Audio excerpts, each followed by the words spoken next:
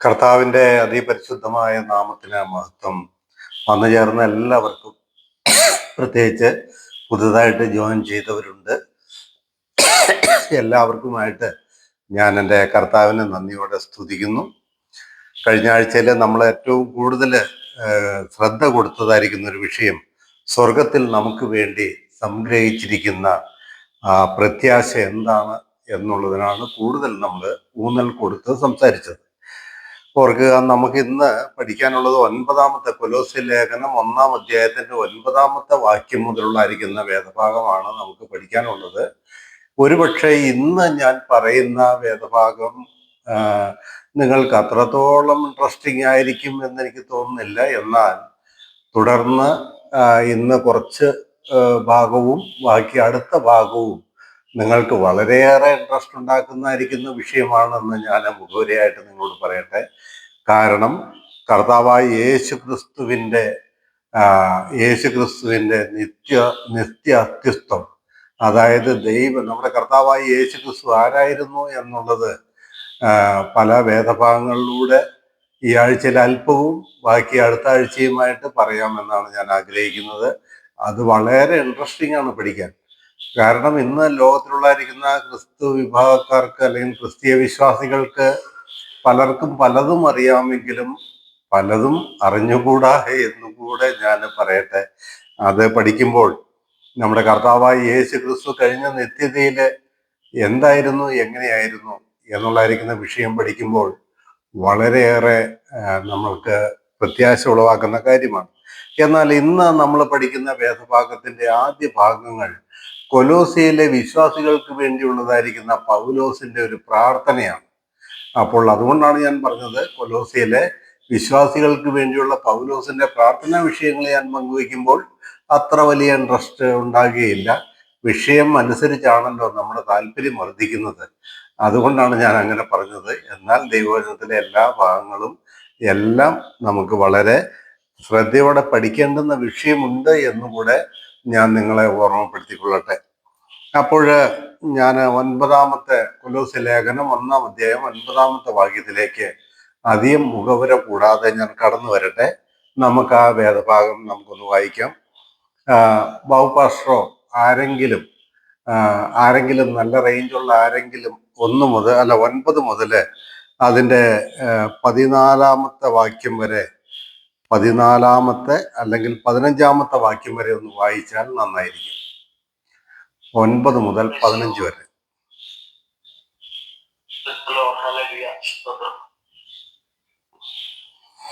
അതുകൊണ്ട് ഞങ്ങൾ അത് കേട്ട നാൾ മുതൽ നിങ്ങൾക്ക് വേണ്ടി ഇടപെടാതെ പ്രാർത്ഥിക്കുന്നു. നിങ്ങൾ പൂർണ്ണ പ്രസാദത്തിനായി കർത്താവിന് യോഗ്യമാകുമെന്ന് നടന്ന് ആത്മീകമായ സകല ജ്ഞാനത്തിലും വിവേകത്തിലും അവന്റെ ഇഷ്ടത്തിന്റെ പരിജ്ഞാനം കൊണ്ട് നിറഞ്ഞു വരണമെന്നും സകല സൽപ്രവർത്തിയിലും ഫലം കായ്ച്ച് ദൈവത്തെക്കുറിച്ചുള്ള പരിജ്ഞാനത്തിൽ വളരണമെന്നും സകല സഹിഷ്ണുതയ്ക്കും ദീർഘക്ഷമയ്ക്കുമായി അവന്റെ മഹത്വത്തിന്റെ വല്ലഭത്വത്തിനൊത്തവണ്ണം പൂർണ്ണ ശക്തിയോടെ ബലപ്പെടണമെന്നും വിശുദ്ധന്മാർക്ക് വെളിച്ചത്തിലുള്ള അവകാശത്തിനായി നമ്മെ പ്രാപ്തരാക്കുകയും നമ്മെ ഇരുട്ടിന്റെ അധികാരത്തിൽ നിന്ന് വിടുവിച്ച് തന്റെ സ്നേഹസ്വരൂപനായ പുത്രന്റെ രാജ്യത്തിലാക്കി വെക്കുകയും ചെയ്ത പിതാവിന്റെ സന്തോഷത്തോടെ സ്തോത്രം ചെയ്യുന്നവരാകണമെന്നും അപേക്ഷിക്കുന്നു. അവനിൽ നമുക്ക് പാപമോചനം എന്ന വീണ്ടെടുപ്പുണ്ട്. അവൻ അദൃശ്യനായ ദൈവത്തിന്റെ പ്രതിമയും സർവസൃഷ്ടിക്കും ആദിജാതനും ആകുന്നു. സ്വർഗത്തിലുള്ളതും ഭൂമിയിലുള്ളതും ദൃശ്യമായതും അദൃശ്യമായതും സിംഹാസനങ്ങളാകട്ടെ, കർത്തൃത്വങ്ങളാകട്ടെ, വാഴ്ചകളാകട്ടെ, അധികാരങ്ങളാകട്ടെ, സകലവും അവൻ മുഖാന്തരം സൃഷ്ടിക്കപ്പെട്ടു. അവൻ മുഖാന്തരവും അവനായിട്ടും സകലവും സൃഷ്ടിക്കപ്പെട്ടിരിക്കുന്നു. മതി ഭാഷ. എത്രത്തോളം ഇന്ന് പറയാനായിട്ട് കഴിയുമെന്ന് എനിക്കറിയില്ല. നിങ്ങൾ വായിച്ചപ്പോൾ ശ്രദ്ധിച്ചു കാണുമല്ലോ. 9 മുതൽ 13 വരെയുള്ള വാക്യം കൊലോസിയിലെ വിശ്വാസികളെ കുറിച്ച് പൗലോസ് കേട്ടതായിരിക്കുന്ന കേൾവിയുടെ അടിസ്ഥാനത്തിൽ, എന്ന് പറഞ്ഞാൽ പൗലോസ് അവരുടെ വിശ്വാസവും സഹവിശ്വാസികളോടുള്ളായിരിക്കുന്ന സ്നേഹവും ദൈവത്തോടുള്ളായിരിക്കുന്ന അവരുടെ ബന്ധവും എല്ലാം കേട്ടിട്ട് പൗലോസ് അവർക്ക് വേണ്ടി പ്രാർത്ഥിക്കുന്നതായിരിക്കുന്ന പ്രാർത്ഥനയാണ് നാം അതിൻ്റെ ആദ്യ ഭാഗങ്ങളിൽ നമ്മൾ വായിച്ചത്. നമ്മളൊരു ലേഖനം പഠിക്കുമ്പോൾ ചില വേദഭാഗങ്ങൾ വിട്ടുകളഞ്ഞ് അടുത്ത വേദഭാഗങ്ങളിലേക്ക് വരുന്നത് ശരിയല്ലല്ലോ. നമ്മൾ പഠിക്കുന്ന വിഷയം തുടർമാനമായിട്ട് പഠിച്ചു പോകുമ്പോഴല്ലേ നമുക്കത് മനസ്സിലാകുകയുള്ളൂ.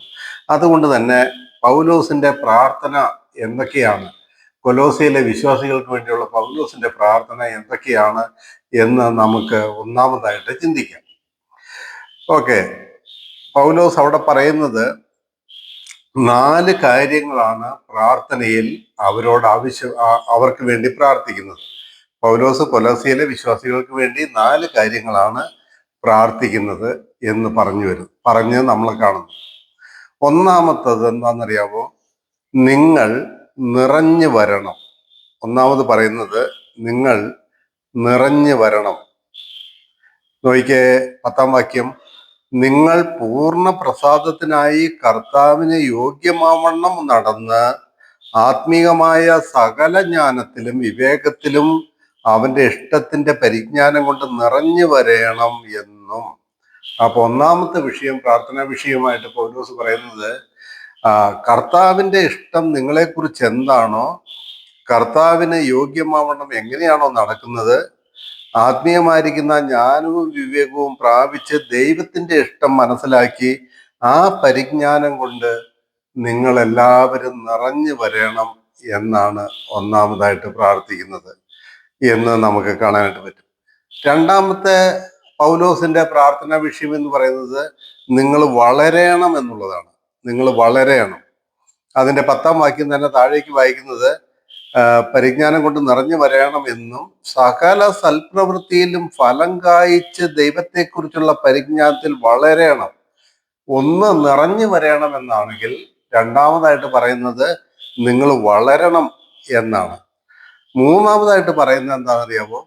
നിങ്ങൾ ബലപ്പെടണം എന്നാണ്. നിങ്ങൾ ബലപ്പെടണം.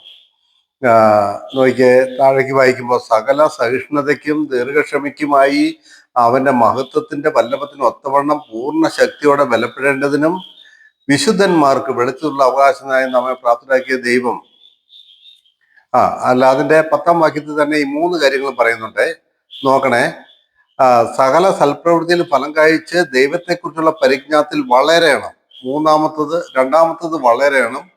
മൂന്നാമത്തതാണ് ഞാൻ പറഞ്ഞത് ബലപ്പെടണം എന്നുള്ളത്. ബലപ്പെടണം എന്നുള്ളതായിരിക്കുന്ന വാക്ക് അവിടെ എവിടെയാ കാണുന്നത്?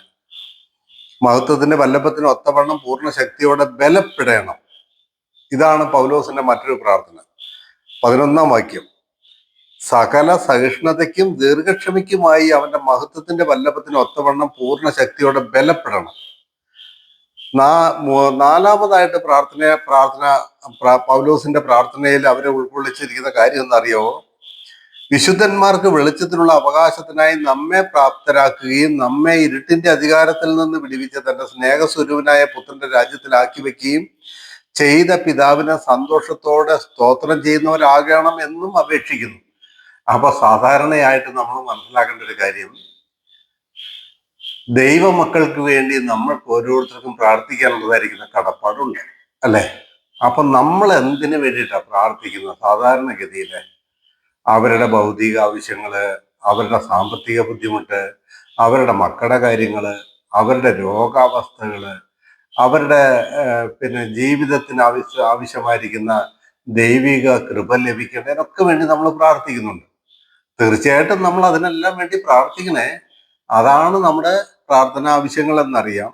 പക്ഷെ പൗലോസ് തൻ്റെ സഭയിലുള്ളായിരിക്കുന്ന വിശുദ്ധന്മാർക്ക് വേണ്ടി പ്രാർത്ഥിക്കുമ്പോൾ പ്രാർത്ഥനാവശ്യങ്ങൾ നമ്മൾ പ്രാർത്ഥിക്കുന്ന പ്രാർത്ഥനാവശ്യങ്ങളല്ല.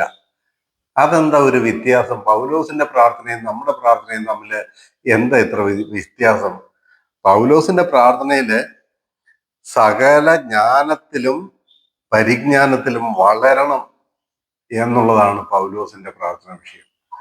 എൻ്റെ പ്രിയമുള്ളവരെ, നമ്മൾ ഓർക്കുക, ദൈവത്തെക്കുറിച്ചും ദൈവത്തിന്റെ നമ്മളോടുള്ളിരിക്കുന്ന ദൈവിക ഇഷ്ടങ്ങളെക്കുറിച്ചും ദൈവത്തിന്റെ പദ്ധതികളെക്കുറിച്ചും നാം പരിജ്ഞാനപൂർത്തി പ്രാപിക്കുന്നില്ലെങ്കിൽ, അതിൽ വളരുന്നില്ലെങ്കിൽ നമ്മൾ മടുത്തു പോകും. ക്രിസ്തീയ ജീവിതത്തിൽ മടുത്തു പോകും. നിങ്ങൾ ആരെങ്കിലും ഒക്കെ ഇതിനു മുമ്പ് പലപ്പോഴെങ്കിലും മടുത്തു പോയിട്ടുണ്ടോ? ഈ കർത്താവിന്റെ ഇഷ്ടമറിഞ്ഞ് ജീവിച്ചിട്ട് കർത്താവിന്റെ വഴികളിൽ നിന്നിട്ട് പിന്മാറിപ്പോയിട്ടുണ്ടോ? മടുത്തു പോയിട്ടുണ്ടോ? സ്വാഭാവികമാണ് കേട്ടോ. ആരെയും കുറ്റപ്പെടുത്തണ്ട, ആരെയും കുറ്റപ്പെടുത്തണ്ട. അതായത് ബൈബിളിൽ ഇങ്ങനെ ഒരു വാക്യമുണ്ട്, വിശ്വാസ ത്യാഗിക്ക് തൻ്റെ നടപ്പിൽ മടുപ്പ് തോന്നും എന്നൊരു വാക്യമുണ്ട്. വിശ്വാസ ത്യാഗിക്ക് തൻ്റെ നടപ്പിൽ മടുപ്പ് തോന്നും. എന്താ അങ്ങനെ പറയാൻ കാരണം?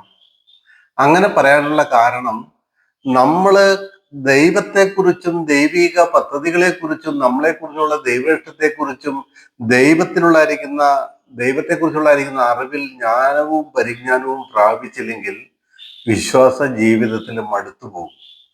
കാരണം എന്താന്ന് വെച്ചാല്, ഇത് കുറച്ച് നാളത്തേക്കുള്ള ഒരു ജീവിതമല്ലല്ലോ. നമ്മളൊക്കെ രക്ഷിക്കപ്പെട്ടിട്ട് ചിലപ്പോൾ പല വർഷങ്ങളായി കാണും.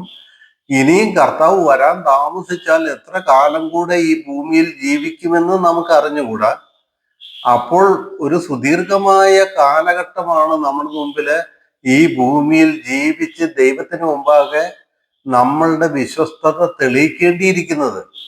അങ്ങനെ തെളിയിക്കേണ്ടിയിരിക്കുമ്പോൾ ഇത് ഇന്നലത്തെ പോലെയല്ലേ ഇന്നും, ഇന്നത്തെ പോലെയല്ലേ നാളെയും, കഴിഞ്ഞ കാലത്തെ പോലെയല്ലേ ഇപ്പോഴും എന്ന് ചിന്തിച്ച് നമ്മൾ മുമ്പോട്ട് പോവുകയാണെങ്കിൽ ഇത് നമ്മുടെ ജീവിതത്തില് ഒരു ശോധനയ്ക്ക് കാരണമായി തീരാം, മടുപ്പിന് കാരണമായി തീരാം.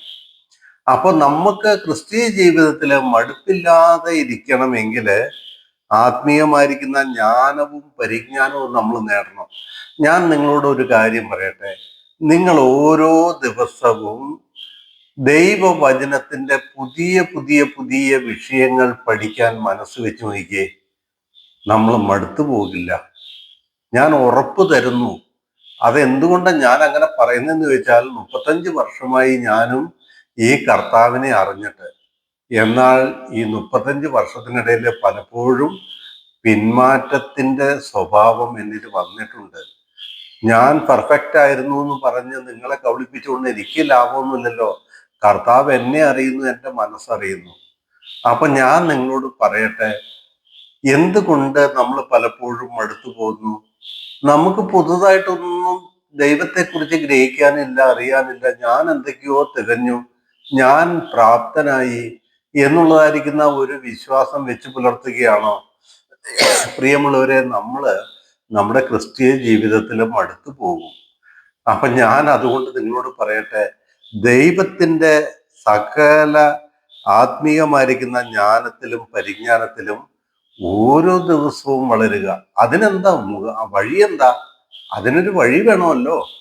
ആ വഴി എന്ന് പറയുന്നത് ദൈവവചനം തന്നെയാണ് കേട്ടോ, മറ്റൊന്നുമല്ല.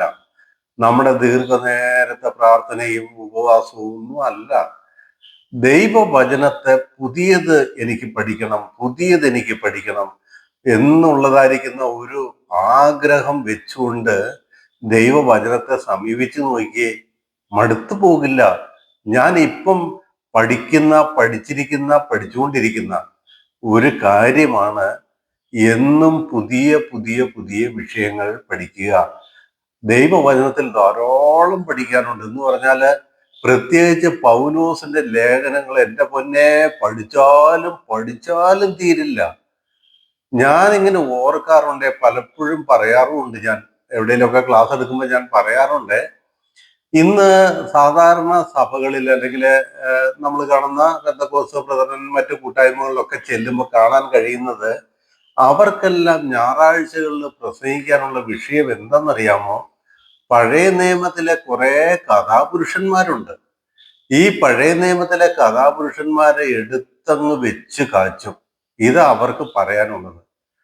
ഞാൻ ഓർക്കാറുണ്ട്, എനിക്ക് ഈ സത്യങ്ങൾ, ഈ കൃപയുടെ സുവിശേഷം അല്ലെങ്കിൽ ഈ റെഡ് ഡിവിഷൻ മനസ്സിലായ പിന്നെ പൗലോസിന്റെ ലേഖനങ്ങളിൽ നിന്ന് പറഞ്ഞാലും തീരില്ല. എത്ര പറഞ്ഞാലും തീരില്ല. അപ്പൊ ഞാൻ ഓർക്കുന്നത്, ഈ വിധത്തിൽ പുതിയ വിഷയങ്ങൾ പഠിച്ചു വരുമ്പോൾ നമുക്കൊരിക്കലും ക്രിസ്തീയ ജീവിതത്തിൽ മടുപ്പ് തോന്നില്ല.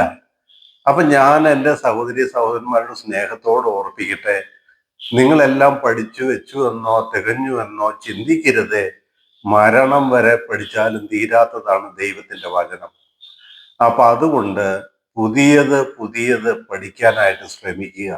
ഇന്നലെയും കൂടെ ഒരു സഹോദരൻ എന്നെ വിളിച്ചിട്ട് ചില കാര്യങ്ങൾ, ചില ചോദ്യങ്ങൾ എന്നോട് ചോദിച്ചപ്പോൾ ആ ചോദിച്ചത് ഞാൻ തുടർന്ന് നിങ്ങളോട് പറയുന്നുണ്ട്. അതുകൊണ്ട് ഞാൻ പറഞ്ഞ അടുത്ത ആഴ്ചകളിൽ നിങ്ങൾക്ക് ക്രിസ്തുവിന്റെ ദൈവത്വത്തെക്കുറിച്ച്, പൂർവ്വ അസ്തിത്വത്തെക്കുറിച്ച് പഠിക്കുമ്പോൾ വളരെ ഇൻട്രസ്റ്റ് ഉണ്ടാകുമെന്ന് ഞാൻ പറഞ്ഞത്. അപ്പൊ ആ സഹോദരൻ ചോദിച്ചത് അതാണ്. ആ സഹോദരൻ ചോദിച്ചത് കഴിഞ്ഞ ആഴ്ചയിലെ ഒരു വീഡിയോ കണ്ടു. വേറെ ആരുടെ അല്ല, ഞങ്ങളുടെ വീഡിയോ തന്നെ. ഞങ്ങളുടെ വീഡിയോ എന്ന് പറഞ്ഞാൽ എൻ്റെ തോമസാറിൻ്റെ ഒക്കെ ഒരു വീഡിയോ കണ്ടു. അപ്പൊ തോമസാറിന്റെ ഒരു വീഡിയോ കണ്ടതിൽ ഇങ്ങനെ ഒരു ഇത് വന്നു.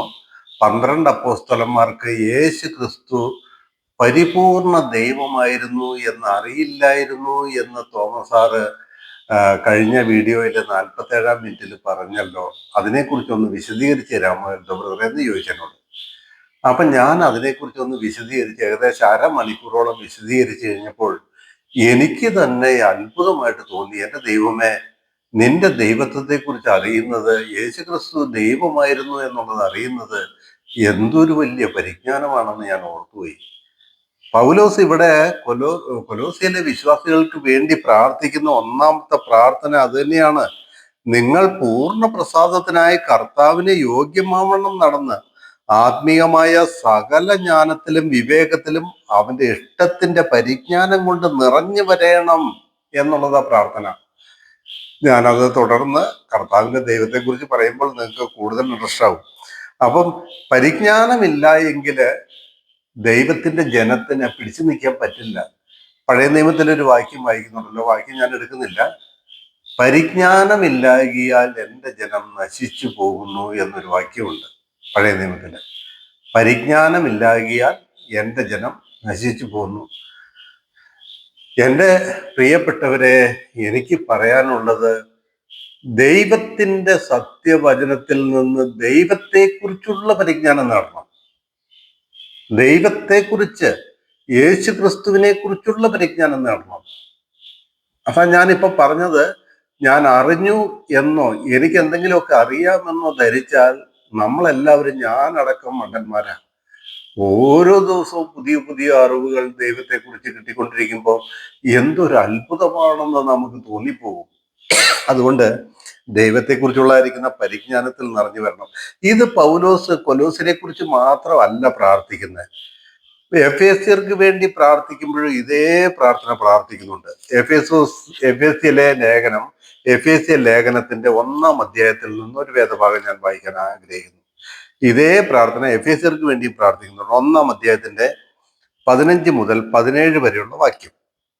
അവിടെ ഇങ്ങനെ വായിക്കുന്നു: അത് നിമിത്തം ഞാനും നിങ്ങൾക്ക് കർത്താവായ യേശുവിനുള്ള വിശ്വാസത്തെയും, ഇതേ കാര്യ കൊലോസയിൽ പറയുന്നത്, കൊലോസയിലുള്ളവരുടെ വിശ്വാസത്തെയും ദൈവസ്നേഹത്തെയും സഹവിശ്വാസത്തിലുള്ള സ്നേഹത്തെയും കുറിച്ച് അറിഞ്ഞിട്ടും അതേ കാര്യം ഇവിടെയും പറയുക. അത് നിമിത്തം ഞാനും നിങ്ങൾക്ക് കർത്താവായ യേശുവിനുള്ള വിശ്വാസത്തെയും സകല വിശുദ്ധന്മാരോടുമുള്ള സ്നേഹത്തെയും കുറിച്ച് കേട്ടിട്ട് നിങ്ങൾക്ക് വേണ്ടി ഇടവിടാതെ സ്തോത്രം ചെയ്ത് എൻ്റെ പ്രാർത്ഥനയിൽ നിങ്ങളെ ഓർത്തുകൊണ്ട്, രണ്ടിടത്തും പൗലോസ് പ്രാർത്ഥിക്കുന്ന വിശ്വാസികൾക്ക് വേണ്ടി, എൻ്റെ പ്രാർത്ഥനയിൽ നിങ്ങളെ ഓർത്തുകൊണ്ട് നമ്മുടെ കർത്താവായ യേശു ക്രിസ്തുവിന്റെ ദൈവവും മഹത്വമുള്ള പിതാവുമായവൻ നിങ്ങൾക്ക് തന്നെക്കുറിച്ചുള്ള പരിജ്ഞാനത്തിൽ ജ്ഞാനത്തിന്റെയും വെളിപ്പാടിന്റെയും ആത്മാവിനെ തരേണ്ടതിനും. കണ്ടോ, കൊലോസ്യർക്കും വേണ്ടി പ്രാർത്ഥിക്കുന്നത് ഇത് തന്നെയാ. തന്നെക്കുറിച്ചുള്ള പരിജ്ഞാനത്തിൽ ജ്ഞാനത്തിന്റെയും വെളിപ്പാടിന്റെ ആത്മാവിനെ കിട്ടണം. ഈ കൊലോസ്യർക്ക് വേണ്ടി, എഫേസ്യർക്ക് വേണ്ടി ഒക്കെ പൗലോസ് പ്രാർത്ഥിക്കുന്ന വിശ്വാസികൾക്ക് വേണ്ടി പ്രാർത്ഥിക്കുമ്പോൾ ഇങ്ങനെയാ പ്രാർത്ഥിക്കുന്നത്: നമ്മുടെ ശുശ്രൂഷയിലുള്ള സഭയിലെ വിശ്വാസികൾക്കും നമ്മുടെ പരിചയത്തിലുള്ള നമ്മുടെ സഹോദരി സഹോദരന്മാർക്കും വേണ്ടി നമ്മളെങ്ങനെ പ്രാർത്ഥിക്കാറുണ്ടോ? നമ്മൾ എങ്ങനെയാണോ പ്രാർത്ഥിക്കുന്നത്? ദൈവമേ, നിന്നെക്കുറിച്ച് എൻ്റെ പ്രിയ സഹോദരി സഹോദരന്മാർക്ക് പരിജ്ഞാനം കൊടുക്കണമേ, നിന്നെക്കുറിച്ച് പരിജ്ഞാനം കൊടുക്കണമേ, ജ്ഞാനത്തിന്റെയും പരിജ്ഞാനത്തിന്റെയും ആത്മാവിനെ അവർക്ക് കൊടുക്കണമേ എന്നാണോ പ്രാർത്ഥിക്കുന്നത്? നമ്മൾ അങ്ങനെ തന്നെ പ്രാർത്ഥിക്കണം കേട്ടോ. അവരുടെ ആരുടെയും ഭൗതിക ആവശ്യങ്ങളൊന്നും പ്രാർത്ഥിക്കേണ്ടെന്നൊന്നും ഞാൻ പറഞ്ഞില്ല കേട്ടോ. അതെല്ലാം പ്രാർത്ഥനയിൽ ആവശ്യമാണ്. അതെല്ലാം നമ്മൾ പ്രാർത്ഥിക്കണം. ഓരോരുത്തരും പല പ്രാർത്ഥന ആവശ്യങ്ങൾ പറയുമ്പോൾ അവർക്ക് വേണ്ടി പ്രാർത്ഥിക്കണ്ടായോ? തീർച്ചയായിട്ടും നമ്മൾ പ്രാർത്ഥിക്കണേ. എന്നാൽ അതിലൊക്കെ ഉപരി ദൈവത്തെ അറിയുവാൻ, കൂടുതലായി ജ്ഞാനത്തോടെ ഗ്രഹിക്കാനുള്ള ജ്ഞാനത്തിന്റെയും പരിജ്ഞാനത്തിന്റെ ആത്മാവിനെ അവർക്ക് ലഭിക്കണം എന്നാണ് പ്രാർത്ഥിക്കേണ്ടത്.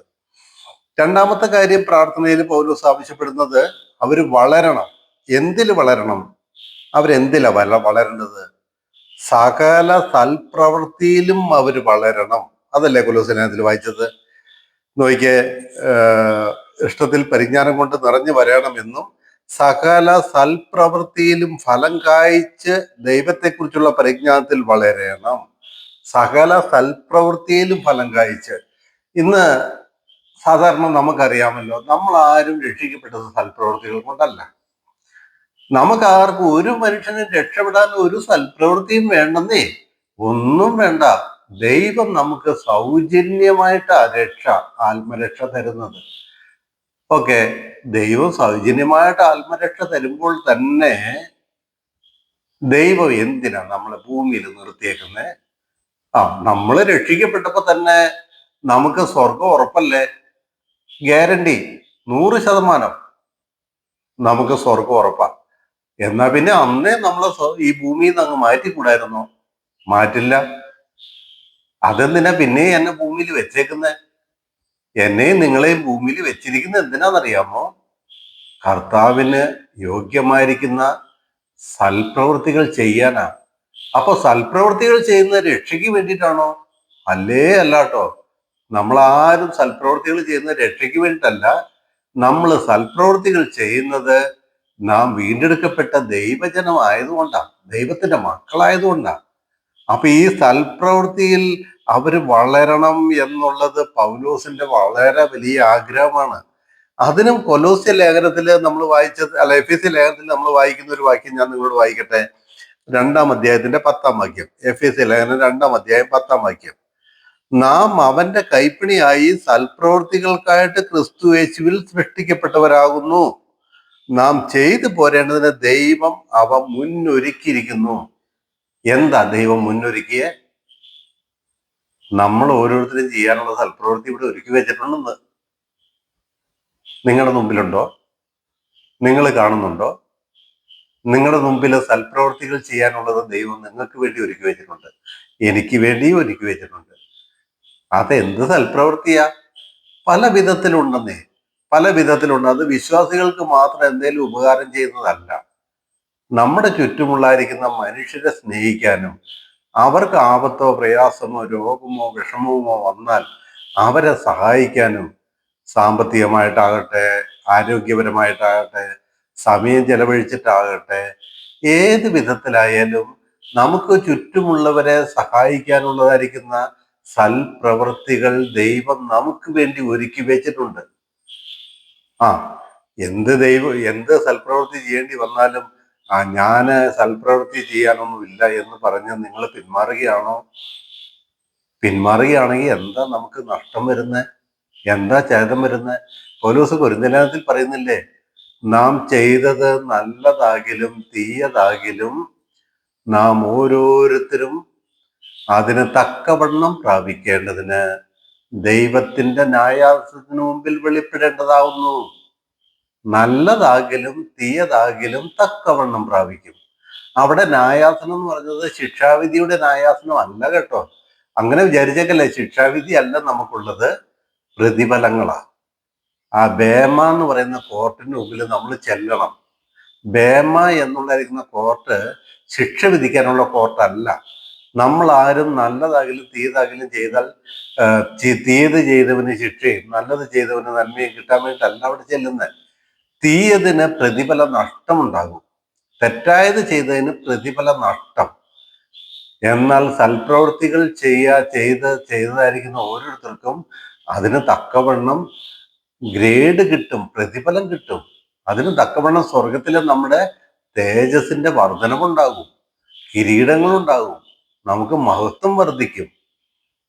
ഇതാണ് നമ്മൾ ചെയ്തത് നല്ലതാകിലും തീയതാകിലും അതിന് തക്കവണ്ണം പ്രാപിക്കേണ്ടതിന് നാം എല്ലാവരും ക്രിസ്തുവിന്റെ ന്യായാസന മുമ്പിൽ വെളിപ്പെടേണ്ടതാവുന്നു എന്ന വാക്കിന്റെ അർത്ഥം. അത് നമ്മൾ എടുത്തിട്ട് തീയത് ചെയ്ത ശിക്ഷാവിധി പ്രാപിക്കും എന്നൊന്നും വ്യാഖ്യാനിച്ചേക്കല്ലേ. അവിടെ ശിക്ഷാവിധിയുടെ കോർട്ടല്ല അത്. ശിക്ഷാവിധിയുടെ കോർട്ടൊക്കെ വേറെ ബൈബിളിലുണ്ട്, അതൊക്കെ വേറെ സമയം വരുമ്പോൾ ഞാൻ പറയാം. ഇവിടെ നമ്മളെ സൽപ്രവൃത്തികൾ ചെയ്യാൻ അവിടെ നിർത്തിയിരിക്കുന്ന ജീവനോടെ. അപ്പം ഓർക്കുക, ദൈവസ്നേഹം അനുഭവിക്കുന്ന നമ്മൾ, ഞാൻ ദൈവസ്നേഹം അനുഭവിക്കുന്നു എന്ന്, അല്ലെങ്കിൽ ദൈവത്താൽ സ്നേഹിക്കപ്പെടുന്ന ദൈവ പൈതലാണ് എന്ന് നമ്മുടെ ചുറ്റുമുള്ളവർക്ക് എങ്ങനെയാണ് നമ്മളത് മനസ്സിലാക്കി കൊടുക്കുക? ആ ദൈവസ്നേഹം അനുഭവിക്കുന്ന നമ്മൾ ആ ദൈവത്തിന്റെ സ്നേഹം നമ്മുടെ ചുറ്റുമുള്ളതായിരിക്കുന്ന വ്യക്തികളോട് കാണിക്കുമ്പോഴാണ് നാം ദൈവസ്നേഹം അനുഭവിക്കുന്നു എന്നുള്ളത് അവർക്ക് മനസ്സിലാകുള്ളൂ. അല്ലാതെ വാക്കുകൾ കൊണ്ട് എന്തെല്ലാം ചക്രവാക്കോ പഞ്ചാരവാക്കോ മധുരവാക്കോ ഒക്കെ പറഞ്ഞാലും എന്തേ പ്രയോജനമുള്ളൂ? ഒന്നുമില്ല. പ്രവൃത്തികൾ കൊണ്ട് നാം നമ്മുടെ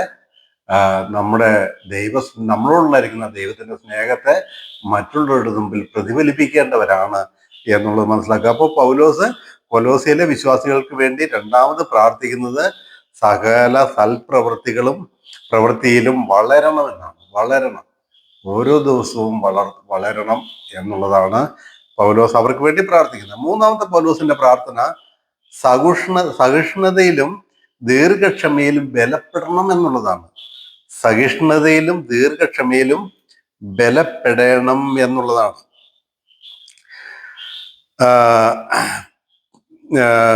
എന്താണ് നമ്മൾ വായിച്ചത് കണ്ടില്ലേ? നിങ്ങൾ കണ്ടില്ലേ?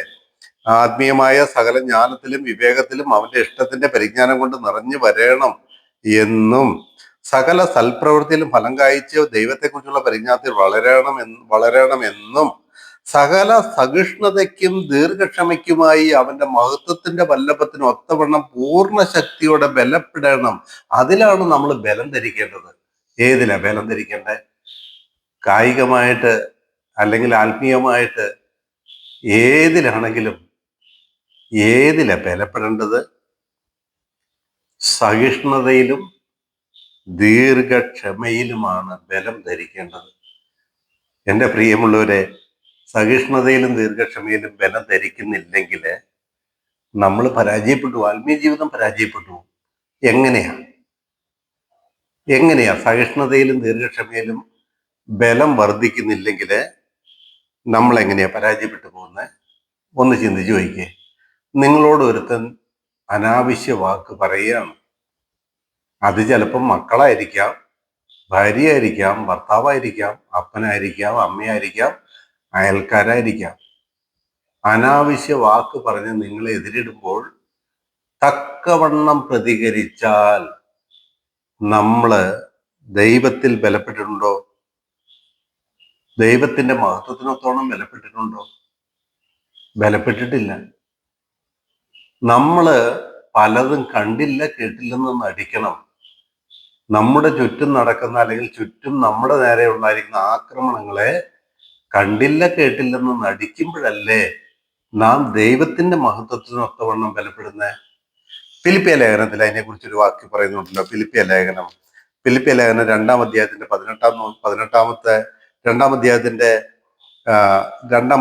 1 മുതൽ 18 വരെ പൗലോസ് പറയുന്ന ഒരു വാക്യം നോക്കിയേ. ഫിലിപ്പിയ ലേഖനം 2-ാം അധ്യായം 1 മുതൽ 8 വരെയുള്ള വാക്യം നോക്കിയേ. ക്രിസ്തുവിൽ വല്ല പ്രബോധനവും ഉണ്ടെങ്കിൽ, സ്നേഹത്തിന്റെ വല്ല ആശ്വാസവും ഉണ്ടെങ്കിൽ, ആത്മാവിന്റെ വല്ല കൂട്ടായ്മയും ഉണ്ടെങ്കിൽ, ഇതിൽ വല്ലതെങ്കിലും നിങ്ങൾക്കുണ്ടെങ്കിൽ, പൗലോസ് അവിടെ എഴുതുന്ന വായിക്കുമ്പോൾ നമുക്ക് പോലും ചിരി വരും. ഇത് വല്ലതെങ്കിലും നിങ്ങൾക്ക് ഉണ്ടെങ്കിൽ, വല്ല ആർദ്രതയും മനസ്സലവും ഉണ്ടെങ്കിൽ, നിങ്ങൾ ഏക മനസ്സുള്ളവരായി ഏക സ്നേഹം പൂണ്ട് ഐകമത്യപ്പെട്ട് ഏകഭാവമുള്ളവരായി ഇങ്ങനെ എന്റെ സന്തോഷം പൂർണ്ണമാക്കുവിൻ. ചാഢ്യത്താലോ ദുരഭിമാനത്താലോ ഒന്നും ചെയ്യാതെ താഴ്മയോടെ ഓരോരുത്തൻ മറ്റുള്ളവനെ തന്നെക്കാൾ ശ്രേഷ്ഠൻ എന്നെണ്ണിക്കൊള്ളട്ടെ. നമ്മളെക്കാളും ശ്രേഷ്ഠന്മാരാണ് നമ്മുടെ സഹവിശ്വാസികളെ എണ്ണണമെങ്കിൽ എന്ത് വേണമെന്നറിയാമോ? സഹിഷ്ണുത വേണം. ആരെങ്കിലും എന്തെങ്കിലും ഒന്ന് പറഞ്ഞ് നമ്മളോട് അല്പം ചാഢ്യമോ എതിരിടലോ കാണിക്കുമ്പോഴേക്കും അതിന് തക്കവണ്ണം നമ്മൾ എതിരിടുകയാണെങ്കിൽ എങ്ങനെയാ പ്രിയമുള്ളവരെ നമ്മൾ മറ്റുള്ളവരെ നമ്മളെക്കാൾ ശ്രേഷ്ഠനെന്ന് എണ്ണുക? ചിന്തിച്ചിട്ടുണ്ടോ? ഞാൻ പറയുന്ന ആരും ആട്ടെ. ഇപ്പം ഞാനൊക്കെ യൂട്യൂബ് വീഡിയോ ഇടുന്ന ആളാണ്. ഞാനും തോമസ് സാറൊക്കെ യൂട്യൂബ് വീഡിയോ ഇടാറുണ്ട്, നിങ്ങൾക്ക് അറിയാമല്ലോ.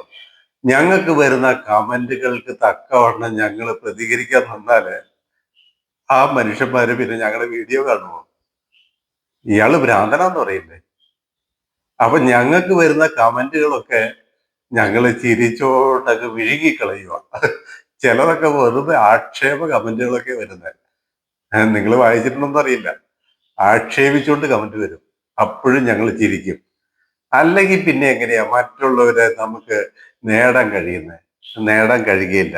അപ്പൊ പൗലോസോടെ പറയാണ്, ചാടിയത്താലോ ദുരഭിമാനത്താലോ ഒന്നും ചെയ്യാതെ താഴ്മയോട് ഓരോരുത്തൻ മറ്റുള്ളവരെ തന്നെ ശ്രേഷ്ഠൻ എന്ന് എണ്ണിക്കൊള്ളുവിൻ. ഓരോരുത്തൻ സ്വന്തം ഗുണമല്ല മറ്റുള്ളവന്റെ ഗുണവും കൂടെ നോക്കണം. ക്രിസ്തു യേശുവിലുള്ള ഭാവം തന്നെ നിങ്ങളിൽ ഉണ്ടായിരിക്കട്ടെ. കർത്താവിന്റെ ഭാവം നമ്മളിലും ഉണ്ടാവണമെങ്കിൽ കർത്താവ് എന്ത് ഭാവമുള്ളവനായിരുന്നു? അവൻ ദൈവരൂപത്തിലിരിക്കെ ദൈവത്തോടുള്ള സമത്വം മുറുകെ പിടിച്ചുകൊള്ളണമെന്ന് വിചാരിക്കാതെ താഴ്മ ധരിച്ച് ഭൂമിയിലേക്ക് വന്നവനാണ്. കാല് കഴുകി, ശിഷ്യന്മാരുടെ കാല് കഴുകിക്കൊണ്ട് തന്റെ താഴ്മയുടെ യഥാർത്ഥ കാര്യം വെളിപ്പെടുത്തിയവനാണ്. അപ്പൊ ഇവിടെ മൂന്നാമതായിട്ട് പൗലോസ് അവർക്ക് വേണ്ടി പ്രാർത്ഥിക്കുന്ന കാര്യം സഹിഷ്ണുതയിലും ദീർഘക്ഷമയിലും ബലപ്പെടണം എന്നുള്ളതായിരിക്കുന്ന കാര്യമാണ്. നാലാമത്തെ പ്രാർത്ഥന എന്താ അറിയാമോ? അത് കുറച്ചും കൂടെ ഇൻട്രസ്റ്റ് ഉള്ളതാണേ, ശ്രദ്ധിക്കണേ. എന്താ നാലാമത്തെ പ്രാർത്ഥന എന്നറിയാമോ? നാലാമത്തെ പ്രാർത്ഥന, വെളിച്ചത്തിലുള്ള അവകാശത്തിനായി സ്നേഹസ്വരൂപനായ പുത്രന്റെ രാജ്യത്തിലാക്കി വെച്ചതിന് സ്തോത്രം ചെയ്യണമെന്ന്. നാലാമത്തെ പ്രാർത്ഥന നോക്കിയേ, 12-ാം വാക്യം, കൊലോസ്യർ 1:12. വിശുദ്ധന്മാർക്ക് വെളിച്ചത്തിലുള്ള അവകാശത്തിനായി നമ്മെ പ്രാപ്തരാക്കുകയും നമ്മെ ഇരുട്ടിന്റെ അധികാരത്തിൽ നിന്ന് വിടുവിച്ച് തന്റെ സ്നേഹസ്വരൂപനായ പുത്രന്റെ രാജ്യത്തിലാക്കി വെക്കുകയും ചെയ്ത പിതാവിന് സന്തോഷത്തോടെ സ്തോത്രം ചെയ്യുന്നവരാകണം എന്നും അപേക്ഷിക്കുന്നു. 4 കാര്യമാണ് കൊലോസ്യർക്ക് വേണ്ടി പ്രാർത്ഥിക്കുന്നത്. നിങ്ങളിത് ഓർമ്മയിൽ വെക്കുവോ? ഒന്നാമത്തെ കാര്യം, നിറഞ്ഞു വരണം, ആത്മീയമായ സകല ജ്ഞാനത്തിലും വിവേകത്തിലും നിറഞ്ഞു വരണം. രണ്ടാമത്തെ കാര്യം, വളരണം. എന്തിൽ വളരണം? സകല പ്രവൃത്തിയിലും വളരണം. മൂന്നാമത്തെ കാര്യം, ബലപ്പെടണം. എന്തിൽ ബലപ്പെടണം? സഹിഷ്ണുതയിലും ദീർഘക്ഷമയിലും ബലപ്പെടണം. നാലാമത്തെ കാര്യം, എപ്പോഴും ദൈവത്തിന് സ്തോത്രം ചെയ്യണം. എന്തിന് സ്തോത്രം ചെയ്യണം? എന്തിന് സ്തോത്രം ചെയ്യണം? നമ്മളെ ആക്കി വെച്ചിരിക്കുന്ന വെളിച്ചത്തിലുള്ള അവകാശത്തിനായി സ്നേഹസ്വരൂപനായ പുത്രന്റെ രാജ്യത്തിലാക്കി വെച്ചതിന് നമ്മള് സ്തോത്രം ചെയ്യണം. വെളിച്ചത്തിലുള്ള അവകാശം. ഞാൻ കഴിഞ്ഞ ആഴ്ചയില് കൊലോസ്യ ലേഖനത്തിൽ നിന്ന് പറഞ്ഞത് നിങ്ങൾ ശ്രദ്ധിച്ചല്ലോ. എന്താ പറഞ്ഞത്? സ്വർഗത്തിൽ നിങ്ങൾക്ക് സംഗ്രഹിച്ചിരിക്കുന്ന പ്രത്യാശ നിമിത്തം. അതിനെക്കുറിച്ചാണ് കഴിഞ്ഞ ആഴ്ചയിലെ എൻ്റെ, ശരിക്കും പറഞ്ഞാൽ 3/4 മണിക്കൂർ 50 മിനിറ്റ് ഞാൻ പറഞ്ഞതില് 40 മിനിറ്റും അതിനെക്കുറിച്ചാണ് പറഞ്ഞത്. എതിനെക്കുറിച്ചായിരുന്നു? സ്വർഗത്തിൽ സംഗ്രഹിച്ചിരിക്കുന്ന എന്താണ്? ഞാൻ പറഞ്ഞത് ഓർക്കുന്നുണ്ടോ? കഴിഞ്ഞ ആഴ്ചയിൽ നമുക്ക് സ്വർഗത്തിൽ എന്താ സംഗ്രഹിച്ച് വെച്ചിരിക്കുന്നതെന്ന് പറഞ്ഞ് ഓർക്കുന്നുണ്ടല്ലോ? ഓർക്കുന്നുണ്ടാകും എന്ന് ഞാൻ വിചാരിക്കുന്നു. തേജസ് ഉള്ള ഒരു ശരീരമാണ് നമുക്ക് ഒരുക്കി വെച്ചിരിക്കുന്ന സ്വർഗത്തില്. ഒയ്യോ, ഈ ശരീരം, നമുക്ക് ഇവിടെ ജീവിക്കാനും ഒരു ശരീരം വേണം, സ്വർഗത്തിൽ ജീവിക്കാനും നമുക്കൊരു ശരീരം വേണം. സ്വർഗത്തിൽ ജീവിക്കാനുള്ള ശരീരത്തിന്റെ മഹിമ, അതിന്റെ മഹത്വം, തേജസ്, അതാണ് വെളിച്ചത്തിലുള്ളതായിരിക്കുന്ന, അതാണ് സ്വർഗത്തിൽ നമുക്ക് വേണ്ടി സംഗ്രഹിച്ച് വെച്ചതായിരിക്കുന്ന അവകാശം. ഇവിടെയും പൗലോസ് അത് വീണ്ടും ആവർത്തിച്ച് പറയുകയാണ്. എന്താണ് പറഞ്ഞത്? വിശുദ്ധന്മാർക്ക് വെളിച്ചത്തിലുള്ള അവകാശത്തിനായി. എന്താ ഈ വെളിച്ചത്തിലുള്ള അവകാശം? സ്വർഗവും സ്വർഗത്തിലുള്ളതും എല്ലാം വെളിച്ചത്തിന്റെ അവകാശമാട്ടോ, അല്ലെന്ന് ഞാൻ പറയുന്നില്ല. സ്വർഗവും സ്വർഗത്തിലുള്ളതും എല്ലാം വെളിച്ചത്തിന്റെ അവകാശം തന്നെയാണ്. അതൊക്കെ അത് നമുക്ക് എല്ലാവർക്കും അറിയാമല്ലോ. എന്നാല് ഒന്നുകൂടെ മനസ്സിലാക്കേണ്ടത്, സ്വർഗത്തിലുള്ളതായിരിക്കുന്ന എന്തവകാശത്തെക്കാളും പൗലോസ് ശ്രേഷ്ഠമായി കാണുന്ന അവകാശം നമുക്ക് കിട്ടാനുള്ള തേജസിന്റെ ശരീരത്തെയാണ്. കഴിഞ്ഞ ആഴ്ചയിൽ ഞാൻ ഏകദേശം 8 വാക്യമാണോ തോന്നുന്നു അല്ലെ? കഴിഞ്ഞ ആഴ്ചയിൽ 8 വാക്യമൊക്കെ അതിനെക്കുറിച്ച് ഞാൻ വായിച്ച് കേൾപ്പിച്ചു. തേജസ്സിൽ നമുക്കുള്ള അവകാശത്തിൽ നമ്മുടെ ശരീരത്തെക്കുറിച്ച് മൂന്നാറ് വാക്യം, കഴിഞ്ഞ ആഴ്ചയിൽ 6 വാക്യം വായിച്ച് കേൾപ്പിച്ചു. കഴിഞ്ഞ ആഴ്ച വായിക്കാത്ത ഒരു വാക്യം കൂടെ ഞാൻ വായിക്കട്ടെ. എന്താണ് വെളിച്ചത്തിലുള്ള നമ്മുടെ അവകാശം എന്ന് പൗലോസ് പറയുന്നത് എന്താണെന്ന് കഴിഞ്ഞ ആഴ്ച വായിക്കാത്തൊരു വാക്യം ഞാൻ വായിച്ച് കേൾപ്പിക്കട്ടെ. റോമാലേഖനം 8-ാം അധ്യായം 16-ാം വാക്യം. റോമാലേഖനം 8-ാം അധ്യായം 16-ാം വാക്യം. അത് കഴിഞ്ഞ ആഴ്ച തന്നെ വായിക്കേണ്ടതായിരുന്നു. കഴിഞ്ഞ ആഴ്ച ഞാനത് നോട്ട് ചെയ്തില്ല. 8-ാം അധ്യായം 16 മുതലുള്ളായിരിക്കുന്ന വാക്യങ്ങൾ.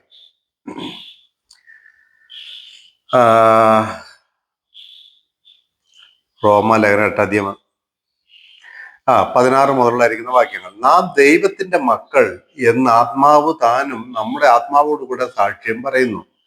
നാം മക്കൾ എങ്കിലും അവകാശികളുമാണ്. ദൈവത്തിന്റെ അവകാശികൾ ക്രിസ്തുവിന് കൂട്ടാവകാശികളും തന്നെ. നാം അവനോട് കൂടെ തേജസ്കരിക്കപ്പെടേണ്ടതിന് അവനോട് കൂടെ കഷ്ടം അനുഭവിച്ചാൽ അത്രേ. എന്നിട്ട് അതിന്റെ 18-ാം വാക്യം തൊട്ടാണ് ഊന്നൽ കൊടുത്ത് പഠിക്കേണ്ടത്. നമുക്കിപ്പോ വെളിച്ചത്തിലുള്ള അവകാശം എന്ന് പറഞ്ഞില്ലേ, അതെന്താണെന്ന് ഉറപ്പിക്കാൻ വേണ്ടിയാ. 18-ാം വാക്യം. നമ്മിൽ വെളിപ്പെടുവാനുള്ള തേജസ് വിചാരിച്ചാൽ ഈ കാലത്തിലെ കഷ്ടങ്ങൾ സാരമില്ല എന്ന് ഞാൻ എണ്ണുന്നു. പൗലോസിന് സ്വർഗം കിട്ടുന്നതും സ്വർഗത്തിൽ പോകുന്നതും ഒക്കെ വളരെ സന്തോഷമാണെങ്കിലും അതിനേക്കാളും പൗലോസ് എഴുതുമ്പോൾ എപ്പോഴും പറയുന്നത് എനിക്ക് സ്വർഗത്തിൽ ഒരു ശരീരമുണ്ടെന്ന് പറയുന്നതാണ്. അതെന്തൊരു, ഞാൻ പൗലോസിന്റെ ലേഖനമൊക്കെ വായിക്കുമ്പോൾ പൗലോസ് എപ്പോഴും പറയുന്ന കാര്യം, എനിക്ക് സ്വർഗത്തിൽ ഒരു തേജസ്സിന്റെ ശരീരമുണ്ട്. അതാ ഇവിടെ പറയുന്നത്, നമ്മിൽ വെളിപ്പെടാനുള്ള തേജസ് വിചാരിച്ചാൽ ഈ കാലത്തിലെ കഷ്ടങ്ങൾ സാരം. അത്ര വലിയ തേജസ്സിന്റെ ശരീരം. എന്റെ പൊന്നെ, എന്തോ ഒരു സന്തോഷമായിരിക്കും സൂര്യനെ വെല്ലുന്ന തേജസ്സുള്ള ഒരു ശരീരം ഞാനും നിങ്ങൾ പ്രാപിച്ച് അതിലായി തീരുക എന്ന് പറഞ്ഞാൽ ചിന്തിക്കാവുന്നതാണോ? താഴേക്ക് പിന്നെയും വായിക്കുകയാണ്. സൃഷ്ടി ദൈവപുത്രന്മാരുടെ വെളിപ്പാടിനെ ആകാംക്ഷയോടെ കാത്തിരിക്കുന്നു. സൃഷ്ടി ദ്രവത്വത്തിന്റെ ദാസത്തിൽ നിന്ന് വിടുതലും ദൈവമക്കളുടെ തേജസ്സാകുന്ന സ്വാതന്ത്ര്യവും പ്രാപിക്കും എന്നുള്ള ആശയോടെ മായയ്ക്ക് കീഴ്പ്പെട്ടിരിക്കുന്നു. മനഃപൂർവമായിട്ടല്ല അതിനെ കീഴ്പ്പെടുത്തിയവന്റെ കൽപ്പന നിമിത്തമാത്രേ. അപ്പൊ ആ 18, 19, 20 വാക്യങ്ങൾ ശ്രദ്ധയോടെ ഓർക്കുക. നമ്മിൽ വെളിപ്പെടുവാനുള്ള തേജസ് വിചാരിച്ചാൽ ഈ കാലത്തിന്റെ കഷ്ടങ്ങൾ സാരമേ ഇല്ല, ഒന്നുമല്ല, ഒന്നും. അപ്പം കൊലോസ്യ ലേഖനത്തിൽ പറഞ്ഞ എന്താ, നമ്മൾ എന്തിനു സ്തോത്രം ചെയ്യണമെന്നാ പറഞ്ഞേ? എന്തിനാ നമ്മൾ സ്തോത്രം ചെയ്യണമെന്ന് പറഞ്ഞ? പ്രാർത്ഥനയില് 4-ാമത്തെ പ്രാർത്ഥന ഇതല്ലേ, വെളിച്ചത്തിലുള്ള അവകാശത്തിനായി നമ്മെ പ്രാപ്തരാക്കുകയും നമ്മെ ഇരുട്ടിന്റെ അധികാരത്തിൽ നിന്ന് വിടിവിച്ച് തന്റെ സ്നേഹസ്വരൂപനായ പുത്രന്റെ രാജ്യത്തിൽ ആക്കി വെക്കുകയും ചെയ്ത പിതാവിന്റെ സന്തോഷത്തോടെ വെളിച്ചത്തിലുള്ള അവകാശം, അത് നമ്മുടെ തേജസ്സുള്ള ശരീരമാണ്. അതൊരു വലിയ സന്തോഷമല്ലേ? അതിനുവേണ്ടി സ്തോത്രം ചെയ്യണം. പിന്നെ ഇവിടെ പറഞ്ഞൊരു കാര്യം നോക്കിയേ, ഇരുട്ടിന്റെ അധികാരത്തിൽ നിന്ന് വിടുവിച്ച് തന്റെ സ്നേഹസ്വരൂപനായ പുത്രന്റെ രാജ്യത്തിലാക്കി വെക്കുകയും ചെയ്ത പിതാവിന് സന്തോഷത്തോടെ സ്തോത്രം ചെയ്യണം. അതെങ്ങനെയാ? ആക്കി വെച്ചോ? ഞാൻ നിങ്ങളെ ചിന്തിപ്പിക്കാൻ വേണ്ടി ചോദിക്കുക, ആക്കി വെച്ചോ? ഇപ്പൊ നമ്മള് പുത്രന്റെ രാജ്യത്തിൽ നമ്മളെ ആക്കി വെച്ചിട്ടുണ്ടോ? എന്നോട് കഴിഞ്ഞ ആഴ്ചയിലോ എങ്ങാണ്ട് ഒരാളൊരു ചോദ്യം ചോദിച്ചതാണ്. ബ്രദറെ, ഈ പുത്രന്റെ രാജ്യത്തിൽ നമ്മളെ ആക്കി വെച്ചു എന്ന് പറഞ്ഞാൽ ഓൾറെഡി ഇപ്പൊ നമ്മൾ ആ പുത്രന്റെ രാജ്യത്തിലാണോ എന്ന് എന്നോട് ചോദിച്ചു. നിങ്ങൾക്ക് എന്ത് തോന്നുന്നു? ഞാൻ നിങ്ങളോട് ചോദിക്കട്ടെ, നിങ്ങൾക്ക് എന്ത് തോന്നുന്നു? ആണ് കേട്ടോ, നമ്മളിപ്പോൾ തന്നെ പുത്രന്റെ രാജ്യത്തിൽ ആണ്, ഒരു സംശയവുമില്ല. എങ്ങനെ മനസ്സിലാക്കും? നിത്യത നമ്മളിൽ ആരംഭിച്ചു കഴിഞ്ഞു. നിത്യത നമ്മുടെ ഹൃദയത്തിൽ ആരംഭിച്ചു കഴിഞ്ഞു. വിശ്വസിക്കാമോ? അംഗീകരിക്കുമോ നിങ്ങൾ? എന്റെ പ്രിയമുള്ളവരെ, നിത്യതയിലാണ് നമ്മളിപ്പോൾ. അതിന്റെ പ്രാരംഭ കാലഘട്ടമായിരിക്കുന്ന ഈ ജഡത്തിൽ ജീവിക്കുന്ന കാലഘട്ടത്തിൽ നാം ആ നിത്യതയുടെ അനുഭവത്തിലേക്ക് കടന്നില്ല എന്ന് മാത്രമേ ഉള്ളൂ. ഹൃദയത്തിൽ ഇപ്പോഴേ നമുക്ക് നിത്യത ആരംഭിച്ചു കഴിഞ്ഞു. ഇപ്പോഴേ പുത്രന്റെ രാജ്യത്തിൽ നമ്മളായി തീർന്നു. അതിന്റെ അവകാശം നാം പ്രാപിച്ചു കഴിഞ്ഞു. ഞാനൊരു വാക്യം നിങ്ങളെ വായിച്ചു കേൾപ്പിക്കട്ടെ. അത് വായിക്കുമ്പോൾ നിങ്ങൾക്ക് കൂടുതൽ അതിനെക്കുറിച്ച് മനസ്സിലാകും എന്ന് ഞാൻ വിചാരിക്കുന്നു. കൊലോസ്യ ലേഖനം തന്നെ അതായത് ഇതേ പുസ്തകം തന്നെ 3-ാം അധ്യായത്തിന്റെ 1 മുതൽ 3 വരെയുള്ള വാക്യം. ഇതേ പുസ്തകം തന്നെ 3-ാം അധ്യായത്തിന്റെ 1 മുതൽ വാക്യം. ആകയാൽ നിങ്ങൾ ക്രിസ്തുവിനോട് കൂടെ ഉയർത്തെഴുന്നേറ്റിരിക്കുന്നു എങ്കിൽ. ഉയർത്തെഴുന്നേറ്റോ? ഇങ്ങനെയാ വചനം പഠിക്കണ്ടേ. നിങ്ങൾ തന്നെ വായിച്ചിട്ട് നിങ്ങൾ തന്നെ ചോദിക്കണം, ഇത് സംഭവിച്ചോ? ഞാൻ ക്രിസ്തുവിനോട് കൂടെ ഉയർത്തെഴുന്നേറ്റോ? ഉയർത്തെഴുന്നേറ്റു എന്ന് പറയുന്നത് അത് മനസ്സിലാക്കണമെങ്കിൽ എവിടുന്ന് വായിക്കണം എന്നറിയാമോ? കൊലോസ്യ ലേഖനം 2-ാം അധ്യായത്തിന്റെ 20-ാം വാക്യം. ഈ വേദഭാഗത്തേക്ക് വരുമ്പോൾ ഞാനത് കൂടുതൽ വിശദീകരിച്ചു തരാം. കൊലോസ്യ ലേഖനം 2-ാം അധ്യായത്തിന്റെ 20-ാമത്തെ വാക്യം തൊട്ട് വായിക്കണം. നിങ്ങൾ ക്രിസ്തുവിനോട് കൂടെ ലോകത്തിന്റെ ആദ്യ പടങ്ങൾ സംബന്ധിച്ച് മരിച്ചു. മരണം സംഭവിച്ചോ? സംഭവിച്ചു. നമ്മൾ ആദ്യ പടങ്ങൾ സംബന്ധിച്ച് മരിച്ചു കഴിഞ്ഞു, ക്രിസ്തുവിനോട് കൂടെ മരിച്ചു. 2 കൊരിന്ത്യർ ലേഖനം 5-ാം അധ്യായത്തിൽ പൗലോസ് എന്താ പറയുന്നത് അറിയാമോ? എല്ലാവർക്കും വേണ്ടി ഒരുവൻ മരിച്ചിരിക്കെ എല്ലാവരും മരിച്ചു. നമ്മുടെ ബേബി ചായൻ എപ്പോഴും അതിനെക്കുറിച്ച് ഒരേ വാക്യങ്ങൾ എഴുതി മറ്റേ വാട്സാപ്പിലൊക്കെ വരാറുണ്ട്. ബേബി ചായന്റെ പ്രസംഗത്തിലും പറയാറുണ്ട്, എല്ലാവർക്കും വേണ്ടി ഒരുവൻ മരിച്ചിരിക്കെ എല്ലാവരും മരിച്ചു കഴിഞ്ഞു എന്ന്. അതാണ് അതിന്റെ സത്യം. അത് വചനത്തിലെ ഒരു പരമാർത്ഥ സത്യമാണ്. നിങ്ങൾ ക്രിസ്തുവിനു കൂടെ ലോകത്തിന്റെ ആദ്യ പാഠങ്ങൾ സംബന്ധിച്ച് മരിച്ചു എങ്കിൽ ലോകത്തിൽ ജീവിക്കുന്നവരെ പോലെ മനുഷ്യകൽപ്പനകൾക്കും ഉപദേശങ്ങൾക്കും അനുസരണമായി പിടിക്കരുത്, രുചിക്കരുത്, തുടരുത് എന്നുള്ള ചട്ടങ്ങൾക്ക് കീഴ്പ്പെടുന്നത് ഇതെല്ലാം ഉപയോഗത്തിൽ നശിച്ചു പോകുന്ന അത്രേ. അതൊക്കെയും സ്വേച്ഛാരാധനയിലും താഴ്മയിലും ശരീരത്തിന്റെ ഉപേക്ഷയിലും രസിക്കുന്നവർക്ക് ജ്ഞാനത്തിന്റെ പേര് മാത്രമുള്ളത്, ജഡാഭിലാഷം അടക്കുവാനോ പ്രയോജനമുള്ളതല്ല. അപ്പോൾ നിങ്ങൾ ക്രിസ്തുവിനോട് ലോകത്തിന്റെ ആദ്യ പാഠങ്ങൾ സംബന്ധിച്ച് മരിച്ചു എന്ന് പറഞ്ഞിട്ട് 3-ാം അധ്യായത്തിന്റെ 1-ാം വാക്യം, ആകയാൽ നിങ്ങൾ ക്രിസ്തുവിനോട് കൂടെ ഉയർത്തെഴുന്നേറ്റിരിക്കുന്നു. അപ്പോൾ ഇവിടെ മരണവും സംഭവിച്ചു കഴിഞ്ഞു, ഉയർത്തെഴുന്നേൽപ്പും സംഭവിച്ചു കഴിഞ്ഞു. ആകയാൽ നിങ്ങൾ ക്രിസ്തുവിനോട് കൂടെ ഉയർത്തെഴുന്നേറ്റിരിക്കുന്നു എങ്കിൽ ക്രിസ്തു ദൈവത്തിന്റെ വലതുഭാഗത്തിരിക്കുന്നിടമായ ഉയരത്തിലുള്ളത് അന്വേഷിപ്പിൻ, ഭൂമിയിലുള്ളതല്ല ഉയരത്തിലുള്ളത് തന്നെ ചിന്തിപ്പിൻ. നിങ്ങൾ മരിച്ചു, നിങ്ങളുടെ ജീവൻ ക്രിസ്തുവിനോട് കൂടെ ദൈവത്തിൽ മറഞ്ഞിരിക്കുന്നു. നമ്മുടെ ജീവനായ ക്രിസ്തു വെളിപ്പെടുമ്പോൾ നിങ്ങളും അവനോട് കൂടെ തേജസ്സിൽ വെളിപ്പെടും. ഇത് വായിച്ചിട്ട് എന്തെങ്കിലും തോന്നുന്നുണ്ടോ? നമ്മളിപ്പോ എവിടെ ഇരിക്കുന്നു എന്നാ പറഞ്ഞ? നമ്മളിപ്പോ ഇരിക്കുന്നത് നിങ്ങൾ പറയും നിങ്ങളുടെ വീട്ടിലാണ്, നിങ്ങളുടെ കസേരയിലാണ് എന്നൊക്കെ നിങ്ങൾ പറയും.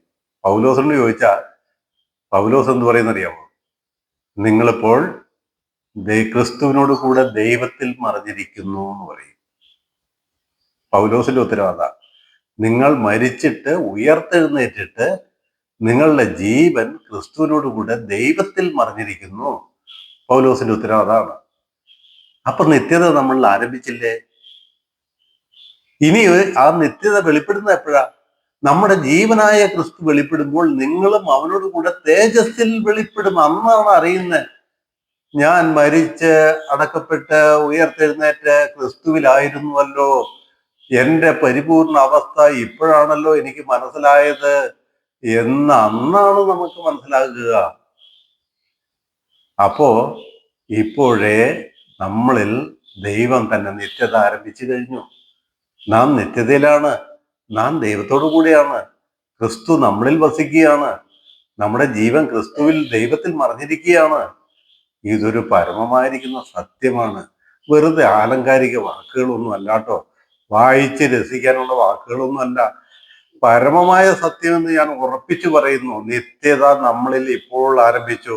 സ്നേഹസ്വരൂപനായ പുത്രന്റെ രാജ്യത്തിൽ ഇപ്പോഴേ നമ്മളെ ആക്കി വെച്ചു. അവകാശം ഉറപ്പിച്ചു കഴിഞ്ഞു. എന്റെ പൊസിഷൻ അവിടെ കറക്റ്റായി കഴിഞ്ഞു. എനിക്കുള്ള വീടും അവിടെ റെഡിയായി കഴിഞ്ഞു. ഞാൻ അവിടെയാണ് ഇരിക്കുന്നത്. അതിന്റെ പൂർണ്ണത ഞാൻ അനുഭവിക്കാൻ ഈ ശരീരത്തിൽ നിന്ന് രക്ഷപ്പെട്ടാൽ മാത്രം മതി. എപ്പോ രക്ഷപ്പെടുമെന്നറിയില്ല. എപ്പോ രക്ഷപ്പെട്ടാലും ഈ ശരീരത്തിൽ നിന്ന് രക്ഷപ്പെട്ടാൽ മതി. പൗലോസ് പറയുന്നില്ലേ, എനിക്ക് മരിച്ച ക്രിസ്തുവിനോട് കൂടെ ഇരിക്കുന്നതാണ് എൻ്റെ ആഗ്രഹം, എനിക്ക് ജീവിക്കുന്നതിനേക്കാൾ മരിക്കുന്നത് ലാഭം. എന്താ പറയാൻ കാരണം? പൗലോസിന് അത്രത്തോളം ഉറപ്പായിരുന്നു തന്റെ സ്ഥാനം ഇപ്പോൾ സ്വർഗത്തിലാണ്. ഈ ശരീരത്തിൽ നിന്ന് രക്ഷപ്പെടുക മാത്രമേ വേണ്ടൂ. എന്തൊരു സന്തോഷം! എൻ്റെ പ്രിയമുള്ളവരെ, മരണത്തെ അതുപോലെ ആഗ്രഹിക്കാൻ നമുക്ക് ആവുമോ? ആകണം കേട്ടോ. മരണം ആഗ്രഹിക്കുന്നവരായിരിക്കണം നമ്മൾ. ആത്മഹത്യയല്ല ഞാൻ ഉദ്ദേശിക്കുന്നത്. വേർപാട്, ദൈവം എപ്പോൾ വേർപാട് വെച്ചാലും അതെന്റെ കർത്താവിനോട് ചേരുന്ന ശുഭമുഹൂർത്തമാണ്. അതെന്റെ കർത്താവിലായിത്തീരുന്ന അനുഗ്രഹീത നാളാണ്. ഇതിൽ പരമായിരിക്കുന്ന ഭാഗ്യം എന്നുള്ളത്. അപ്പൊ അതിന് വേണ്ടിയിട്ട് നിത്യത ഇപ്പോഴേ നമ്മളിൽ തുടങ്ങിയിരിക്കുന്ന ദൈവത്തിന്, അതായത് വെളിച്ചത്തിലുള്ള അവകാശത്തിലാക്കി വെച്ചിരിക്കുന്ന ദൈവത്തിന് നമ്മള് സ്തോത്രം ചെയ്യുന്നവരാകണം. 4 കാര്യത്തിന് പ്രാർത്ഥിക്കുന്നു എന്ന് ഞാൻ പറഞ്ഞല്ലോ. ഞാൻ അടുത്ത ആഴ്ച ചോദിക്കുമ്പോൾ നിങ്ങൾ മറുപടി പറയോ? പൗലോസിലെ വിശ്വാസികൾക്ക് വേണ്ടി 4 കാര്യത്തിന് വേണ്ടി പ്രാർത്ഥിക്കുന്നു. 1, അവരാത്മീയമായ ജ്ഞാനത്തിലും പരിജ്ഞാനത്തിലും വളരെ നിറഞ്ഞു വരണം. 2, സകല സൽപ്രവൃത്തിയിലും വളരണം. 3, സഹിഷ്ണുതയിലും ദീർഘക്ഷമയിലും ബലപ്പെടണം. 4, അവരെ വെളിച്ചത്തിലുള്ള അവകാശത്തിലാക്കി വെച്ചിരിക്കുന്നത് കൊണ്ട് അവർ ദൈവത്തിന് എപ്പോഴും സ്തോത്രം ചെയ്യണം. ഈ 4 കാര്യത്തിന് വേണ്ടി അവർക്ക് വേണ്ടി പ്രാർത്ഥിക്കുന്നു. ഓക്കെ, ഞാൻ അടുത്ത വാക്യത്തിലേക്ക് വരുന്നു. ഇനിയുള്ള വേദഭാഗങ്ങൾ നിങ്ങൾക്ക് കുറച്ചും കൂടെ വളരെ ഇൻട്രസ്റ്റിംഗ് ആയതാണ്. ഇപ്പോൾ തന്നെ 46 മിനിറ്റായി. അതുകൊണ്ട് ഇനിയുള്ള വിഷയം പൂർണ്ണമാക്കാനൊന്നും എനിക്ക് പറ്റില്ല. അടുത്ത ആഴ്ചയിൽ നിങ്ങൾ ആരും മുടക്കം കൂടാതെ കാരണം വളരെ പഠിക്കാൻ എനിക്ക് അത്രമാത്രം ഇൻട്രസ്റ്റിംഗ് ഉള്ള വിഷയമാണ്. ഞാൻ ഇതിനകത്ത് തുടർന്ന് ക്രിസ്തുവിന്റെ മഹത്വത്തെക്കുറിച്ച്, പൂർവ്വ അസ്തിത്വത്തെക്കുറിച്ച്, ക്രിസ്തു ആരായിരുന്നു എന്തായിരുന്നു എന്നറിയുന്ന കാര്യം പറയാനായിട്ട് പോകുന്നത്. എന്നാലും ഞാൻ അതിന്റെ 14-ാമത്തെ വാക്യത്തിൽ നിന്ന് ഒരു വാക്യം വായിച്ച്, അല്ലെങ്കിൽ 2 വാക്യം വായിച്ചൊരു തുടക്കം ഞാൻ കുറിക്കാം. 14-ാമത്തെ വാക്യം, അവനിൽ നമുക്ക് പാപമോചനം എന്ന വീണ്ടെടുപ്പ് ഉണ്ട്. ഇവിടെ പറഞ്ഞത് ഉറപ്പിക്കുന്നത് എന്താ അറിയാമോ? നിങ്ങൾക്ക് വേണ്ടി ഞാൻ ഇങ്ങനെയെല്ലാം പ്രാർത്ഥിക്കുന്നു എന്ന് പറഞ്ഞിട്ട് ഉറപ്പിക്കുകയാണ്. നിങ്ങൾ ഏത് തരക്കാരായിരുന്നിരുന്നാലും, പണ്ടെങ്ങനെ ആയിരുന്നാലും, നിങ്ങൾ എങ്ങനെയുള്ളവരായിരുന്നാലും പാപമോചനം എന്ന വീണ്ടെടുപ്പ് ക്രിസ്തുവിൽ പ്രാപിച്ചവരാണ്. ആ കാര്യം ഉറപ്പിച്ച് അവർക്ക് ധൈര്യം കൊടുക്കുകയാണ്. ഈ ഒരു കാര്യത്തിൽ നമുക്ക് ധൈര്യപ്പെട്ടുകൂടെ?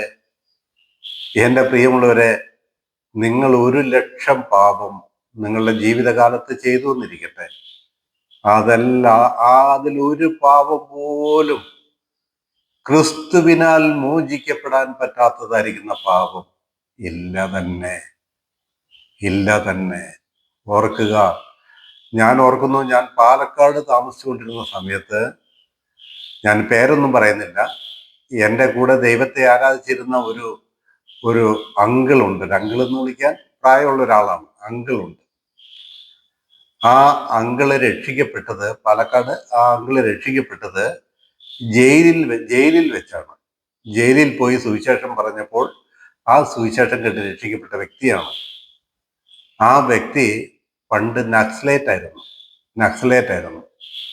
അങ്ങനെ കോങ്ങാടുള്ളതായിരിക്കുന്ന ഒരു ജന്മിയുടെ തല വാളുകൊണ്ട് വെട്ടിയെടുത്ത് അവരുടെ തന്നെ ഗേറ്റിന്റെ മുമ്പിലെ കമ്പിയില് കുത്തിവെച്ച വ്യക്തിയാണ്.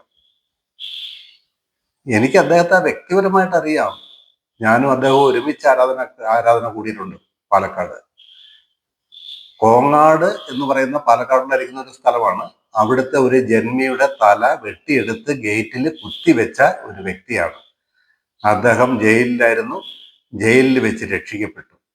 പക്ഷെ രക്ഷിക്കപ്പെട്ട് കഴിഞ്ഞിട്ട് അദ്ദേഹത്തിന്റെ പ്രത്യാശയും സന്തോഷവും എത്ര വലുതായിരുന്നു അറിയാമോ? നമ്മളാരും ആരുടെയും തലവെട്ടാനൊന്നും പോയിട്ടില്ലല്ലോ. അതുപോലും ക്ഷമിക്കുന്ന നമ്മുടെ കർത്താവ്. നോക്കി, അവിടെ നമ്മൾ വായിച്ചെന്താണ്? 14-ാം വാക്യം, അവനിൽ നമുക്ക് പാപമോചനം എന്ന വീണ്ടെടുപ്പ് ഉണ്ട്. ആ അങ്കിളിപ്പം മരിച്ചു പോയിട്ടോ. മരിച്ചു പോയിട്ട് എനിക്ക് തോന്നുന്നു ഒരു 10 വർഷമായി മരിച്ചു പോയിട്ട്. ഓക്കെ, അപ്പോ എത്ര വലിയ കൊടും പാവിയെയും രക്ഷിക്കുന്ന യേശു ക്രിസ്തുവിന്റെ പരിശുദ്ധമായ രക്തം, അത് പറഞ്ഞ് അവർ ഉറപ്പിക്കുകയാണ്. ഞാൻ നിങ്ങൾക്ക് വേണ്ടി ഇതിനെല്ലാം വേണ്ടി പ്രാർത്ഥിക്കുന്നു.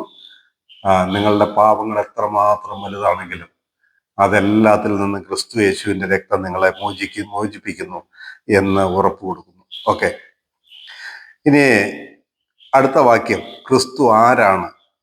അവിടെ നിന്നാണ് ഇനി നമ്മുടെ വിഷയം തുടങ്ങാൻ പോകുന്നത്. 15 മുതലുള്ള വാക്യം.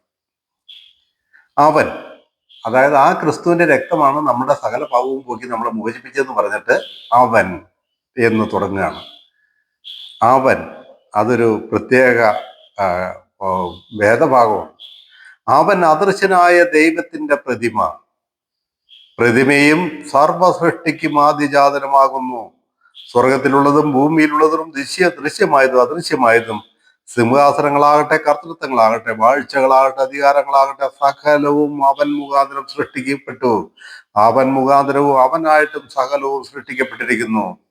അവൻ സർവത്തിനു മുമ്പേ ഉള്ളവൻ, അവൻ സകലത്തിനും ആധാരമായിരിക്കുന്നു.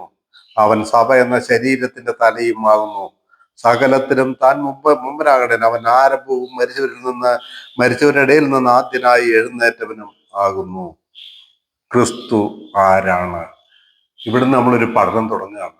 അതുകൊണ്ട് ഞാൻ നിങ്ങളെ ആഹ്വാനം ചെയ്യുന്നു, നിങ്ങളുടെ പരിചയത്തിലുള്ളവരെയും കൂടെ ക്രിസ്തുവിനെ കുറിച്ചുള്ള പരിജ്ഞാനം പ്രാപിക്കാൻ തക്കവണ്ണം അടുത്ത ആഴ്ചത്തെ ക്ലാസ്സിന് കൂട്ടിവരുത്തുക.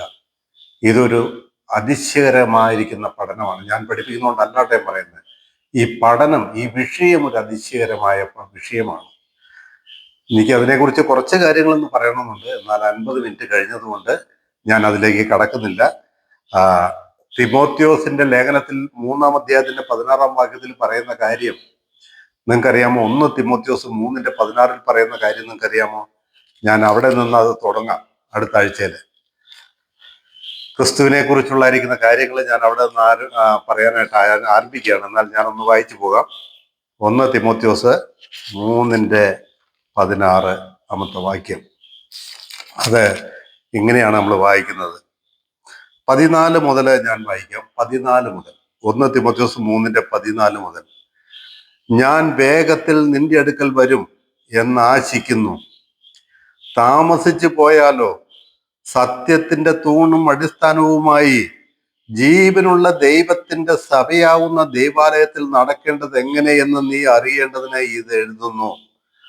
അവൻ ജഡത്തിൽ വെളിപ്പെട്ടു, ആത്മാവിൽ നീതീകരിക്കപ്പെട്ടു, ദൂതന്മാർക്ക് പ്രത്യക്ഷനായി, ജാതികളുടെ ഇടയിൽ പ്രസംഗിക്കപ്പെട്ടു, ലോകത്തിൽ വിശ്വസിക്കപ്പെട്ടു, തേജസ്സിൽ എടുക്കപ്പെട്ടു എന്നിങ്ങനെ ദൈവഭക്തിയുടെ മർമ്മം സമ്മതമാവണ്ണം വലിയതാവുന്നു. ഇതൊരു മർമ്മമാണ്, ദൈവഭക്തിയുടെ മർമ്മമെന്ന് പറയുന്നത്.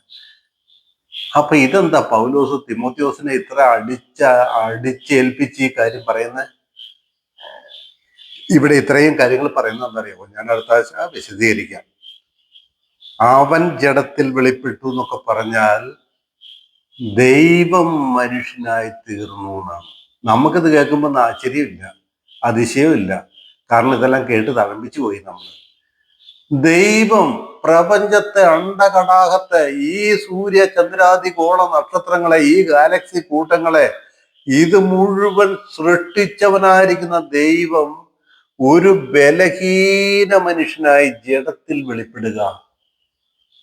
അയ്യോ, അസംഭവ്യമാണത്.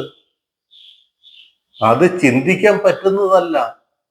പക്ഷെ അത് സംഭവിച്ചു.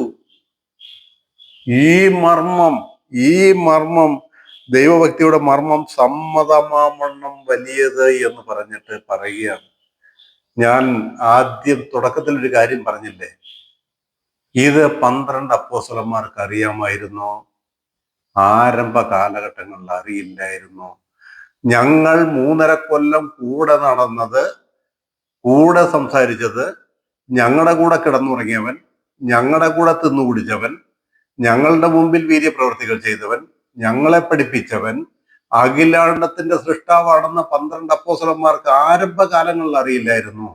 ഏകദേശം എനിക്ക് തോന്നുന്നത് AD 60 വരെയും അവർക്ക് ആ കാര്യം അറിയില്ലായിരുന്നു. ഇതാ ഞാൻ തുടക്കത്തിൽ പറഞ്ഞത്. ഇത് പൗലോസിന് വെളിപ്പെട്ടതായിരിക്കുന്ന ദൈവഭക്തിയുടെ മർമ്മമാണ്. എന്റെ പ്രിയമുള്ളവരെ, ഈ എന്നെയും നിങ്ങളെയും മെനഞ്ഞുണ്ടാക്കിയ കരമാണത്. അഥവാ ഈ പ്രപഞ്ചത്തെ ഉരുവാക്കിയ സൃഷ്ടിതാവാണത്. ആ ക്രിസ്തുവിനെ കുറിച്ചാണ് കൊലോസ്യ ലേഖനത്തിൽ പറഞ്ഞു വരുന്നത്. കൊലോസ്യ ലേഖനത്തിൽ നമ്മളിപ്പോ വായിച്ച വേദഭാഗത്ത് നമ്മൾ കണ്ടത് എന്നാണ്? 15-ാം വാക്യത്തില് അവൻ അദൃശ്യനായ ദൈവത്തിന്റെ പ്രതിമ എന്ന് പറഞ്ഞത്. അദൃശ്യനായ ദൈവത്തിന്റെ പ്രതിമ എന്ന് പറഞ്ഞാൽ എന്താ അർത്ഥം? ദൈവത്തെ ആരെങ്കിലും കണ്ടിട്ടുണ്ടോ? നിങ്ങളൊന്നും ഒരു വാക്കൊന്ന് പറഞ്ഞേ. പറഞ്ഞില്ലേലും വിടില്ല, ചിന്തിച്ചേ. ദൈവത്തെ ആരെങ്കിലും കണ്ടിട്ടുണ്ടോ? ബൈബിളിൽ എന്താ പറയുന്നത്? ദൈവത്തെ ആരും ഒരു നാളും കണ്ടിട്ടില്ല. മനുഷ്യരാരും കാണാത്തവനും കാണാൻ കഴിയാത്തവനുമായവൻ എന്നാ ദൈവത്തെ കുറിച്ച് പറയുന്നത്. അപ്പൊ പിന്നെ എങ്ങനാ മോശ ദൈവത്തെ കണ്ടു, അവന് തൃക്കയ്യാൽ ഒന്നും ഭവിച്ചില്ല. അബ്രഹാം ദൈവത്തോട് അഭിമുഖമായി സംസാരിച്ചു. പഴയ നിയമത്തിലെ പലരും ദൈവത്തെ കണ്ടു എന്ന് എഴുതിയിരിക്കുന്ന അതേ ബൈബിളിൽ എഴുതിയിരിക്കുകയാണ്, ദൈവത്തെ ആരും ഒരു നാളും കണ്ടിട്ടില്ല. മനുഷ്യരാരും കാണാത്തവനും കാണുവാൻ കഴിയാത്തവനുമായവൻ എന്ന് ദൈവത്തെ കുറിച്ച് പറയുകയാണ്. ഇതാണ് ഞാൻ പറഞ്ഞത്. ക്രിസ്തുവിന്റെ പൂർവ്വമഹത്വത്തെ കുറിച്ച് ഞാൻ അടുത്ത ആഴ്ച പറയാം. ഇന്ന് പറഞ്ഞ മാതിരിയല്ല. ഇന്നത്തെ വിഷയം അത്രത്തോളം നിങ്ങൾക്ക് ഇൻട്രസ്റ്റ് ആയിരുന്നു എന്ന് എനിക്കറിയില്ല. അത് പറയാതെ എനിക്ക് അടുത്ത് പോകാൻ പറ്റില്ലല്ലോ. എന്നാൽ അടുത്ത ആഴ്ച വളരെ ഇൻട്രസ്റ്റിംഗ് ആയിട്ട് ഈ കാര്യം പഠിക്കാൻ സ്വർഗത്തിലെ ദൈവം നമ്മളെ സഹായിക്കട്ടെ. ഞാൻ എന്നാൽ കഴിയും വിധത്തിൽ ദൈവത്തിൽ ആശ്രയിച്ച്, ദൈവാത്മാവിൽ ആശ്രയിച്ച് ഇത് നിങ്ങളെ ഗ്രഹിപ്പിക്കാൻ ഞാൻ ആഗ്രഹിക്കുന്നു.